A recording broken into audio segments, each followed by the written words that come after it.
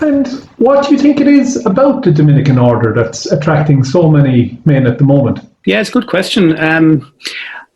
I think a lot of people are attracted to the life of prayer and study. I mean, these are the common features that come up time and time again when I talk to young men who are looking at the Dominicans. They like the I think, first of all, the motto, veritas, the Latin word for truth. I think that in itself is a strong statement, that we're preachers of truth and faithful to the truth of the gospel. And I think people are attracted to the balance we have between prayer and preaching, and that we dedicate our lives to prayer and study, all with the view then to go out and evangelize. And I think that's very attractive for people in Ireland today, for young men who are thinking of becoming priests, to dedicate themselves to learning the truths of our faith and the great tradition we have, great Dominican saints that we stand upon, St. Thomas Aquinas, great minds, and to study these writers and these saints, and then to pray, and then to go out and to share that gift with others, to share the fruits of our study and the fruit of our prayer. And I think that's very attractive for people now to live that life. I suppose, like any vocation, it's very easy at times to get kind of sidetracked from our mission. Do you think it's possibly a case that the Dominicans just know what you're about? And that's not to say at all that others don't or anything like that, but it's very easy to fall into the trap of being sidetracked from our mission. And do you think at the moment it's a case that you very much have the focus right about what you're about and you're just sticking to that? Yeah, I think so. I mean, we have our flaws too.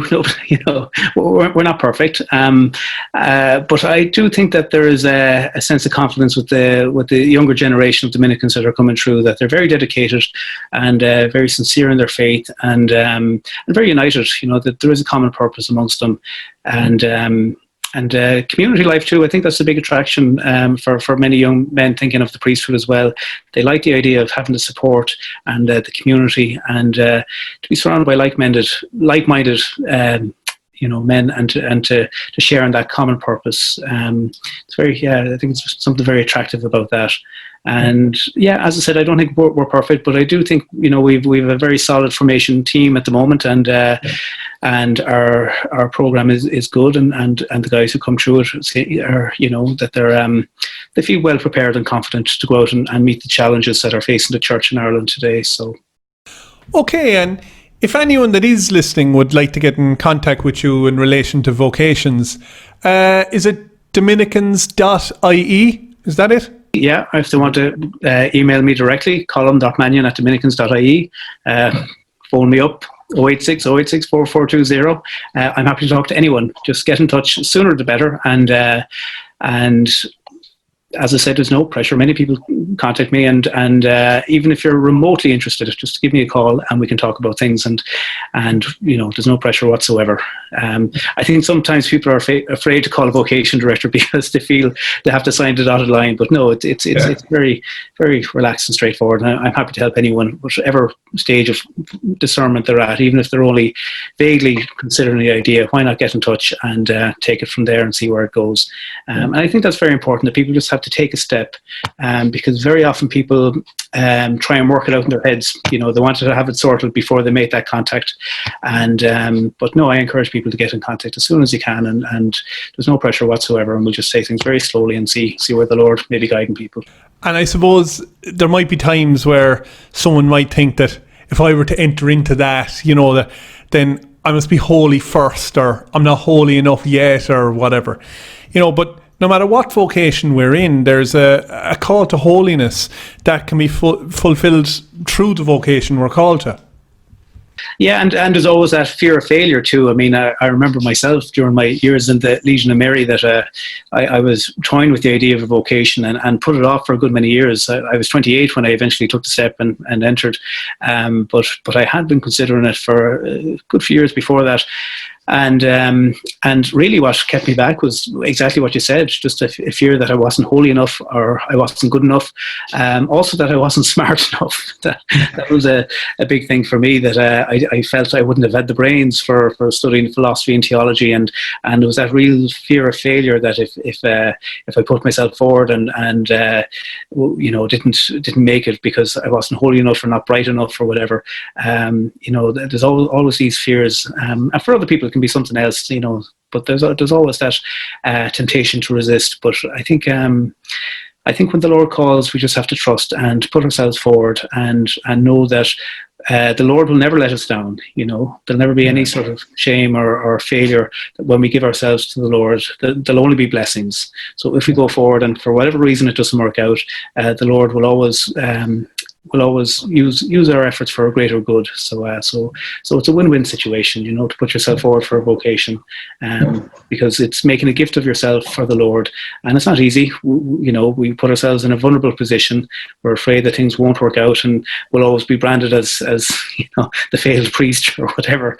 These temptations cross our mind, but no, just to make sacrifice and make a gift of ourselves to the Lord, and that His will will be done. I'm thinking there about what you said about if someone does try out a vocation, if it's right for them and they realise that it wasn't right for them, then sometimes we might have this little stigma over it being a failing or something. And, I think of my brother Brian, who spent 3 years in the seminary, and now he's happily married with 2 kids and another on the way, thank God. And, it's funny because sometimes some of the reactions, towards things can be kind of like, oh, there's the guy that left the priesthood, or, kind of, oh, he wasn't good enough or wasn't holy enough, or that kind of thing, rather than it being something that, he kind of discerned out of. And, it's, in reality, there's more a case like when we're preparing for marriage, we start by dating someone and we try that out, and we might realize that someone is right for us or whatever. I suppose if someone is to contact you, it's more a case of, how will I say, I won't say dating the Dominicans, but it's just a case of trying to find out more is what they're doing when they're contacting you. And, I suppose there is a fear among people maybe that, oh, well, if I ring Father Colm, I have to commit to getting the habit and going at it from there. Yeah, no, life is full of risks, and we have to put ourselves out there, and sometimes things don't go the way we expected. But I really think the key is that when we're doing it for the Lord, and once our hearts are in the right place, then there's nothing to be afraid of. That the Lord will never let us down. And I know plenty of guys who've tried vocations and it hasn't worked out for various reasons. But seldom do they ever regret trying it. Yeah. But I've also come across plenty of people who didn't go for it and look back in their lives and regret it later. So I really think it's important for people to at least give it a go, and there's nothing to lose, really. Yeah. Okay, and I suppose, do you know some reactions that people might get if they are to, enter the seminary? People might be wondering, why is he entering this dead institution instead of seeing it as entering into a living mystical body? What would you say to that kind of a reaction? Yeah, I mean, it's certainly countercultural, I suppose, nowadays for somebody to go for the priesthood, and it's certainly going to raise eyebrows.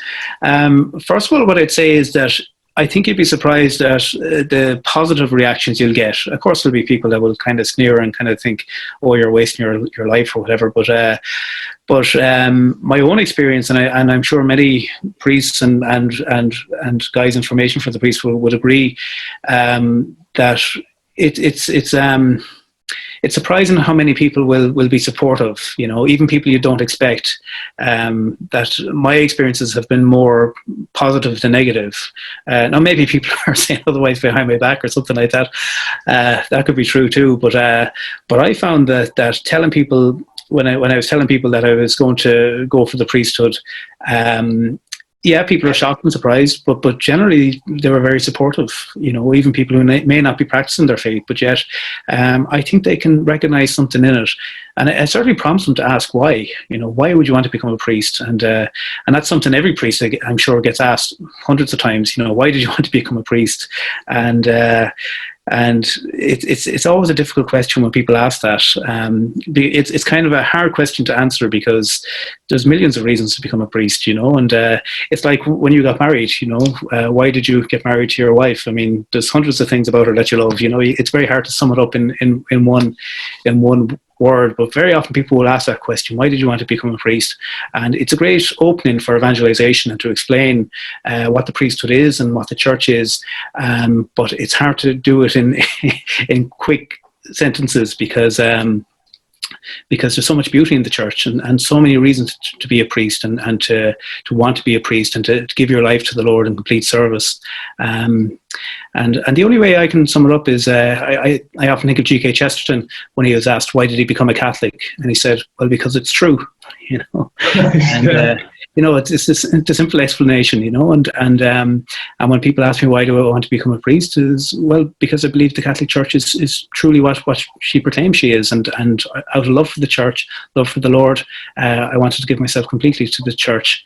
Now, if you said that to a lot of people, they might get it might be hard to digest, so you have to break it down a little bit and maybe try and explain it. But ultimately, that's what it comes down to: just love of the church, love of Christ, and love of His church, and to want to give yourself in service of the church and the people of God.